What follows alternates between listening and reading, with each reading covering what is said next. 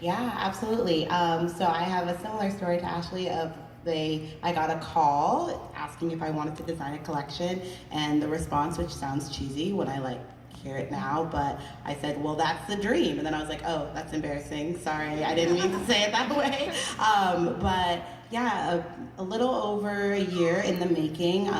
When we first decided that we were going to do a collection together, they kind of were like asking what I wanted to explore, and one that I kind of started building mood boards for like different things in Disney that I would be excited about doing a collection with. And then I looked at the mood board I had for Tiana, and it was just like overflowing. So I was like, okay, this is what it makes sense to do, because I have so many ideas here. Things like my ears, which I kind of had like a design in concept for in my brain for like 6 years, just like, oh, I would love to buy ears that look like this at the park.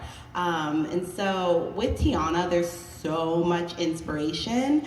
She has more outfits than any other Disney princess. She has 9 that she wears in her adult phase, and then 2 in young Tiana. So there was a lot of inspiration. So we did things like, here, I'll stand up, with this tulle skirt here, where we, oh, thank you.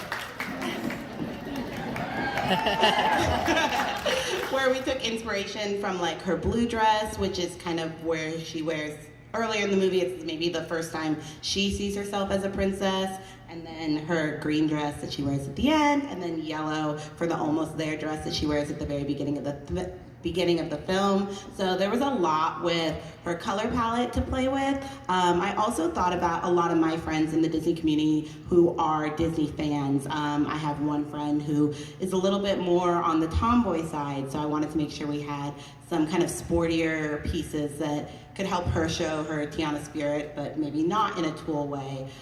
We included some unisex pieces and just kind of all of these like little moments to make sure everyone who is a Tiana fan could feel represented in the collection. Amazing. Do you have a favorite piece from the collection?